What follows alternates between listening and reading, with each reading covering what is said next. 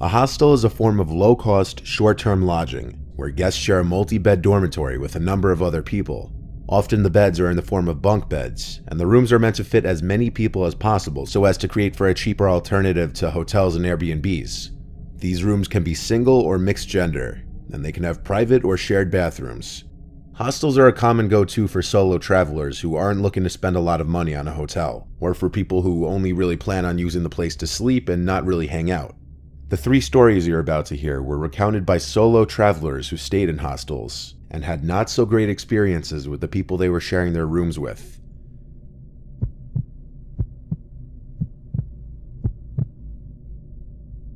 I was for a while talking to this French girl that I matched on some dating app after my breakup. We were texting for a while, then started calling and FaceTiming each other almost every night.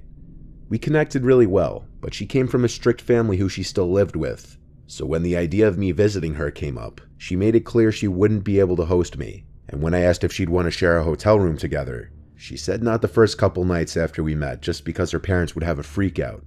So since I was only 23 and my pockets weren't stuffed, I booked a stay at a hostel not far from her in Paris. I downloaded a couple movies to watch on the 7-hour flight since I already knew I wouldn't be able to sleep. I never can on flights. And I was right. I tried sleeping but didn't even get close. So by the time I landed and then Ubered to the hostel, I was running on 0 hours of sleep within the past 24 hours. I was exhausted. Due to the 6-hour time difference, it was also like 3 in the morning, so at least that meant I could just go crash in the bed in the hostel and I wouldn't be jet lagged the next day. I arrived to the hostel, which admittedly wasn't the nicest place ever. It was small. There was a certain odor to the lobby, and the front desk worker wasn't too enthusiastic about his job. But it was 3 a.m. after all, so I had to cut him some slack. I walked to the room I'd be staying in, and there were 6 beds, 5 of them empty, but one had a guy sitting on it. He was on his laptop, typing away at something. He looked up at me, then back down at his laptop. I said hey, but he didn't respond back. He seemed invested in what he was doing, so I just laid down in one of the empty beds. But the light to the room was still on. I asked him if it was okay that I shut off the light. Then he looked at me with a blank expression but didn't say anything. I repeated what I said, assuming he didn't hear me, and he nodded his head with this weird smile. So I got up and turned off the lights to the room. I passed out pretty quickly due to my lack of sleep, but surprisingly, I woke up a couple hours later. The room was still dark, but I didn't know for sure what woke me up. I rolled over to my side and looked around the room. It was almost pitch black, but I could see that all the beds were empty. All of them. Where was the other guy that was there earlier? The 2 bunk beds next to me were empty, top and bottom, but I knew something had to have woken me up. I looked on my phone, and it was 5 in the morning. I needed sleep, so I said screw it. He probably left, and maybe a sound from out in the hall woke me up. I lay back down on my side and closed my eyes. The mild traffic noises from outside was all that I heard. Then the bed shook a bit, and I heard a little crack of the metal frame, accompanied with this freakish breathing sound. I looked up in horror, and on top of me, I saw a head peering over the edge of the top bunk, looking into the bottom bunk at me. I can see the same creepy smile on his face, and his medium to longish black hair was drooping down with gravity below the top of his head as he hung upside down. It was a horrifying sight that words really can't explain. I screamed and fell off the bed as I realized what I was looking at. He sat up in the top bunk and continued looking at me. I screamed, "What the F are you doing?" as I threw something at him.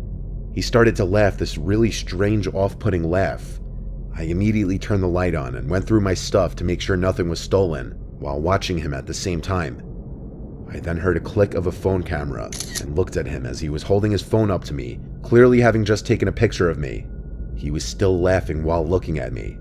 Something was wrong with this man. I didn't know if he had some screws loose mentally, or if he was doing this with bad intentions. I zipped up my bag and went to the front desk and requested a different room immediately, one of the single private rooms. After explaining why and trying to get a reduced rate, he wouldn't budge, but he said he'd check on the room with the guest that I was just in. I didn't call the police because I didn't know if any laws were broken, but I sure as hell left a review of the hostel. The rest of my trip there was good. I had a good time with the girl I was seeing, but every time I returned to the hostel, I was scared I'd run into that guy. I don't like how a picture of me is on that weirdo's phone. I'm not a physical guy, but I wish in that instance I did get physical.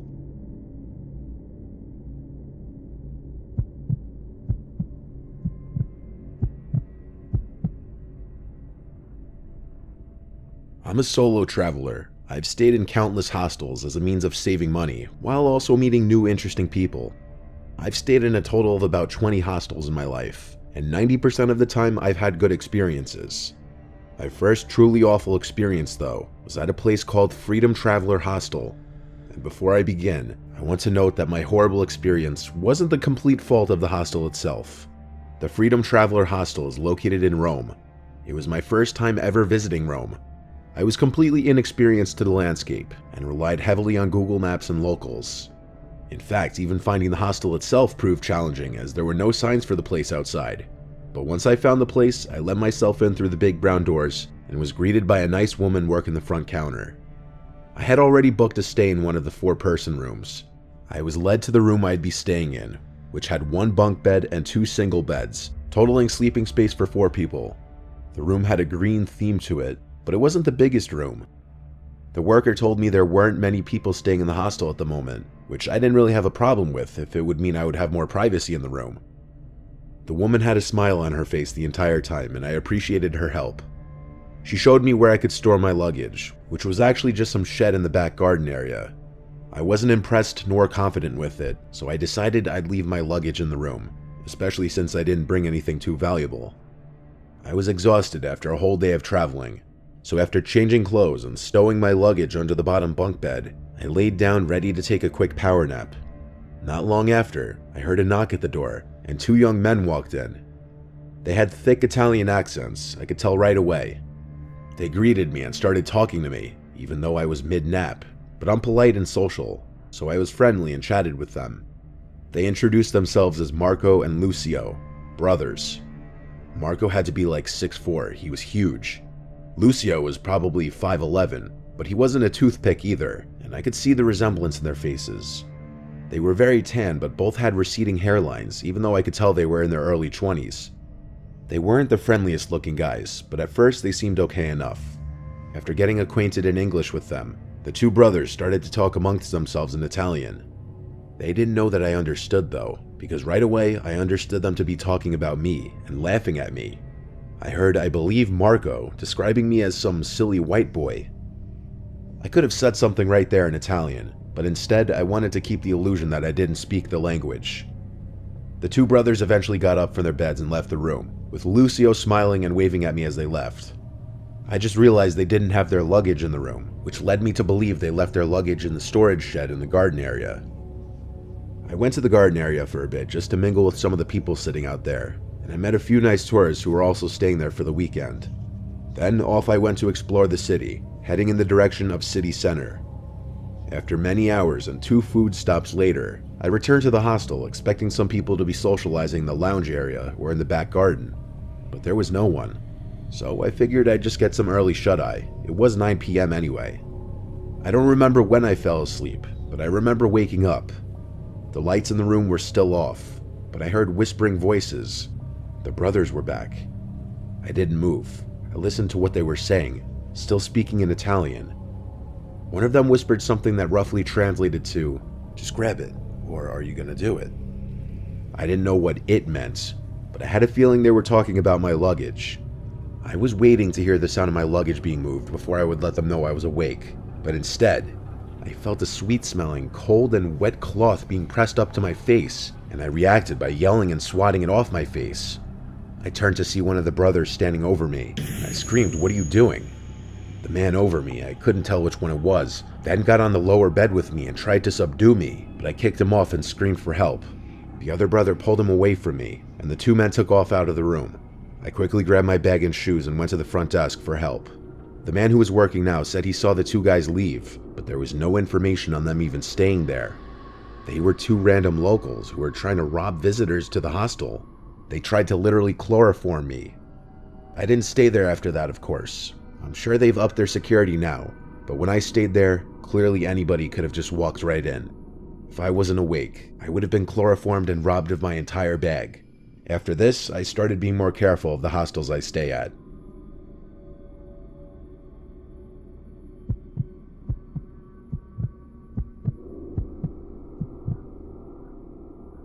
I once went to Miami Beach by myself for the Art Basel, and to just escape the cold.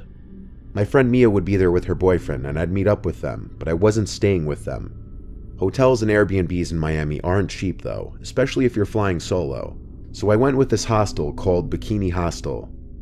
It's like in the heart of Miami Beach, and it was pretty crowded. Even the check-in lobby had some people in it.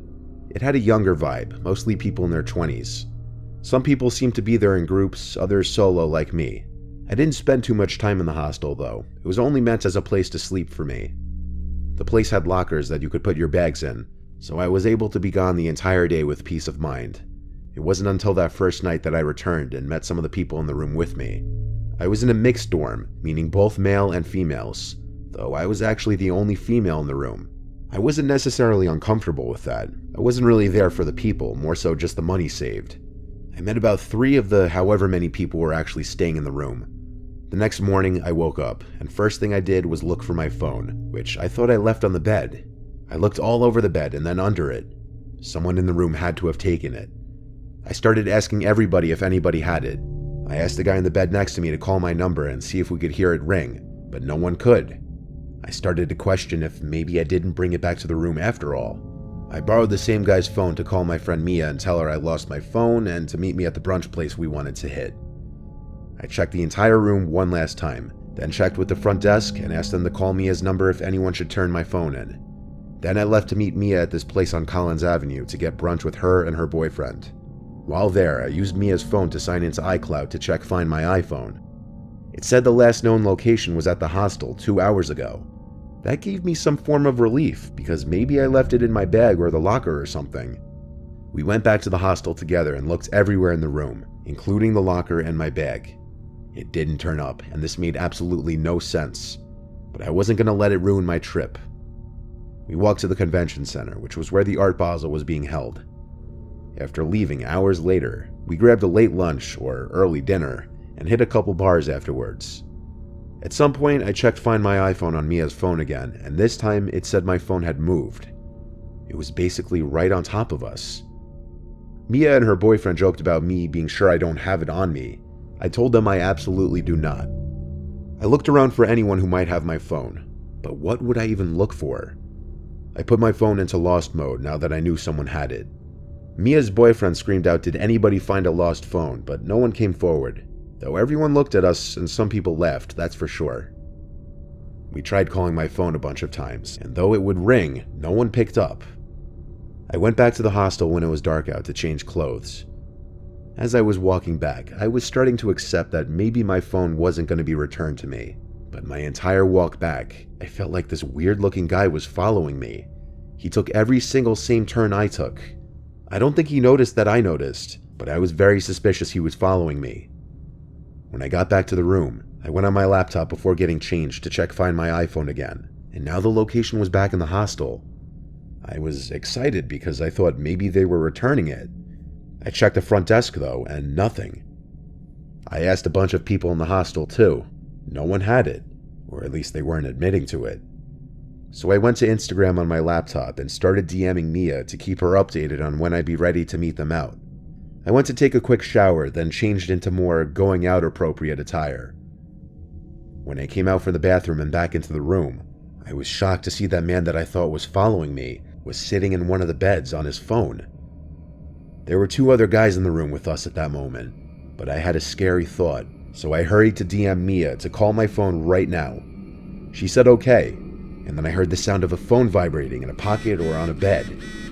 I looked up at the guy, who suspiciously looked back at me at the same time as if he knew, and that told me everything. I started yelling, "Give me my phone," exclaiming, "I got you," to him. The other 2 guys in the room helped me, and demanded the guy empty his pockets and give me my phone. He listened, and took out a phone, sure enough my phone. I snatched it from his hand and told the other 2 guys that he had been following me all day and was purposely avoiding returning my phone, which he probably took while I was asleep. The guy got up and hurried out of the building with his backpack, never returning. I made friends with the 2 guys who helped me. Their names were Mark and Paulo. I had them come out with me to meet up with Mia. I'm grateful they were there because I wonder how things would have played out differently if they weren't. I also recommend keeping your phone and valuables in a very safe place if you ever stay in a hostel, and just generally be aware of the people around you.